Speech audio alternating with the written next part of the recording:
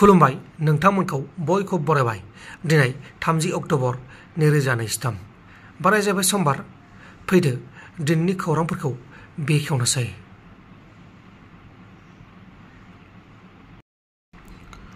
गुवाहाटी नोगोरमानि सिङाव थानाय उजान बाजार ओनसोलाव गंसे अट' रिक्सायाव सासे 26 बोसोर बैसोनि सेंग्राखौ थैना थानायाव बोखांनो हादों। थैनाय सेंग्रानि मुङा जाबाय रुपम दास। रुपम दासनि नखरनि मानसिफोरा बुंनाय बायदिब्ला रुपम दासआ ड्राग्स फाग्लामोन आरो बेखौ साननैसो सान सिगां ड्राग्स फाग्लानि थाखाय रिहाब सेन्टारावबो दोननाय जादोंमोन। नाथाय फुजानि बन्दनि थाखाय न'आव लाबोनाय जादोंमोन आरो न'आव लाबोखांनायनि उनाव रुपमआ बायजोआव थांनायाव बे जाथाया जादों होननानै बुंदों आरो नखरनि मानसिफ्रा बे जाथायखौ बुथारनाय जाथाय होननानै बुंदों। दा बे जाथायनि सायाव नायबिजिरनाया सोलिगासिनो दङ आरो नायबिजिरनायनि गेजेरजोंसो गासैबो जाथाया सोराङाव फैगोन।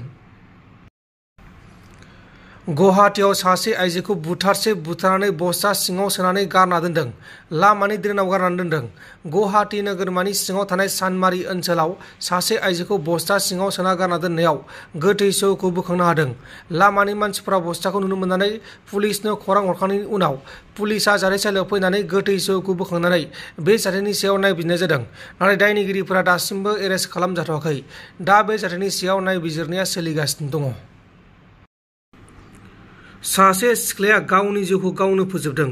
नाथाय बे सिख्लाया गावनि बेसेन गोसा जिउखौ मानि थाखाय फोजोबखो बिनि जेबो जाहोनखौ लिरना गालाङाखै। केरालानि कलामाव सासे सिख्लाया लामायाव गावनि जिउखौ गावनो फोजोबदों। सिख्लाया थैनायनि सिगांनो कालारजों लगायफाग्रा टेनारखौ बायनानै लादोंमोन आरो बेजोंनो बे जाथायखौ खालामदों होननानै मिथिनो मोननाय जादों। थैनाय सिख्लानि मुङा जाबाय सान्ता, 24 बोसोर बैसोनि। नाथाय सान्ताया बे जाथायखौ मानो खालामखो, सोरनि जाहोनाव खालामखो बेखौ दासिमाव नायबिजिरनाया सोलिगासिनो दङ। आसाम पुलिसनि एसटि बिफाना पाटासिल आमबारियाव गोख्रों सिग्रोमनानै आयेननि बेरेखा जुवा खेला होग्रा गासै 7 दायनिगिरिफोरखौ एरेस्ट खालामदों। दायनिगिरिफोरा सिरि सिरियै आयेननि बेरेखा गुवाहाटी नोगोरमानि सिङाव थानाय पाटासिल आमबारियाव जुवा खेला होबोगासिनो दंमोन।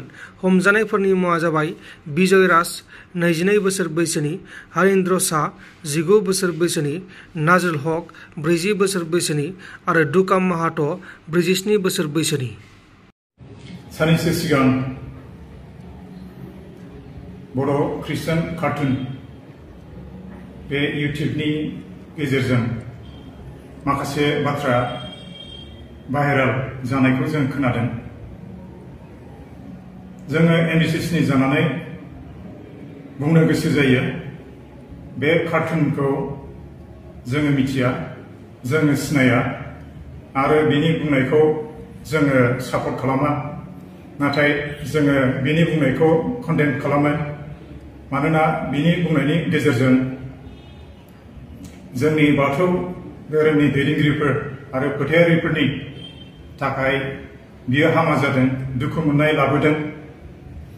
बेनिखायनो जोङो एनबिसिसिनि जानानै बे कार्टुननि क्रिएटरखौ गोख्रों रावजों बुङो, जाहाथे इयुनाव बेबादि बाथ्रा बुंनायनिफ्राय जानगाराव थायो आरो बे ससियेल मिडियाखौ जोंनि बर' जाथिनि आरो समाजनि गोजोन आरो खौसेथिनि थाखाय मावनायाव बाहायो, बेखौ जोङो बुङो आरो जोङो बुंनो गोसो जायो।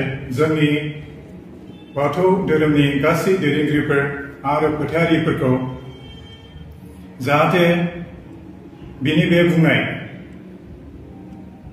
जायहा बुंदों जे बाथौ धोरोमा बर'फोरनि थाखाय गुदि धोरोम नङा, बेबादि बुंनायजों, नंखाय बुंनायजों जाहाथे दैदेनजाया। मानोना जोङो फोथायो बाइबेला बेबादि फोरोङा आरो गोथार बाइबेलखौ जोङो बेबादि बाहायनो हाया। जाहाथे बिनि बे बुंनायजों दैदेनजाया, बेखौ जोङो गुरैयै खावलायो आरो आगोलनि बादि एनबिसिसिआ बर' समाजनि गोजोन खौसेथि जौगाथायनि थाखाय इयुनाव खौसेथियै मावलांनो थाखाय जोङो मिजिंथियो। आं बेखौनो एनबिसिसिनि आफादगिरि जानानै बुंथिनाय जाबाय। गोजोन्थों।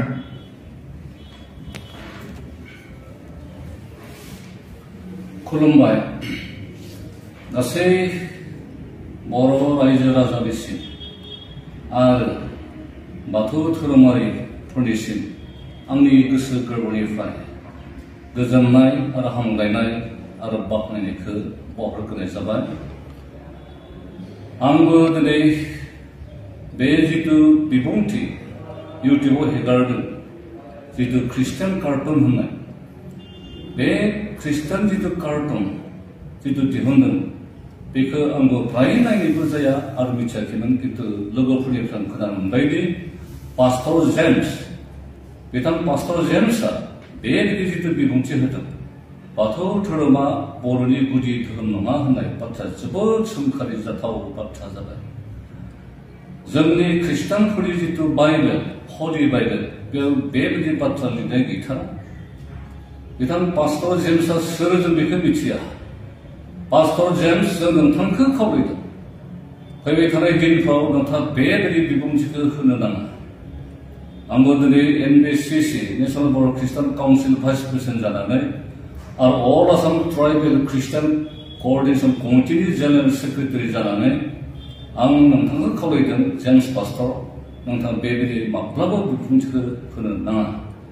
बेबायदि बिबुंथिया जोंनि बर' माहारिनि गेजेराव जोबोद समयसा लाबोगोन, बेले बेजे लाबोगोन। जों दायो एसेबां खौसेथियै हारिनि थाखाय जों सानदों, मावदों, आरो बिदिनो जोङो खौसेथि थागोन, मावलांनांगोन। धोरोमखौ लानानै बिदि बेले बेजे समस्या सृष्टि खालामनाय बे जोबोद दुखुनांथाव बाथ्रा जादों। बेनिखायनो आंबो दिनै NBCCनि जानानै आरो अल आसाम ट्राइबेल ख्रिस्टान क'अर्डिनेशन कमिटिनि जानानैबो सोंखारिदों। लोगोसे खावलायनाय थाबाय गासै बाथौ धोरोमारि दैदेनगिरिफोर आरो गुबुन गुबुन फोथायगिरिफोर, नोंथांमोननिसिमबो गुरैयै खावलायनाय थादों, बे बाथ्रायाव जाहाथे नोंथांमोनाबो दुखु दामोनसै। नाथायब्ला बेबायदि जुदि बिथां पास्टर जेम्सआ जुदि रिपिट खालामबावोब्ला, जों दिनै बुंदों बिथांखौ जोंफोरो आरो बेलेग रोखोमनि जोंफोरो डिल खालामगोन। दासिम जों बेखौ सिनाय मोनाखै, बे रावजोंबो गैया, कुनु मोनसे गिर्जाजों सोमोन्दो गैया, कुनु मोनसे ख्रिस्टान अर्गानाइजेसन एस'सियेसन जेबो लोब्बा गैया, जों सिनायखौनो मोना। बेनिखायनो जुदि बिथाङा रिपिट खालामोब्ला तेতিয়াह'ले जों अबसे बिथांखौ आरो जोङो खेबले लोगो हमथारगोन आरो बेखौ जोंफोरो साबधानबादि होथारगोन। दाबो जोंफोर नाजागोन बिथांखौ लोगो हमनो। नोंथांमोन, दिनैनि खौरांफोरा बेखिनिल'मोन।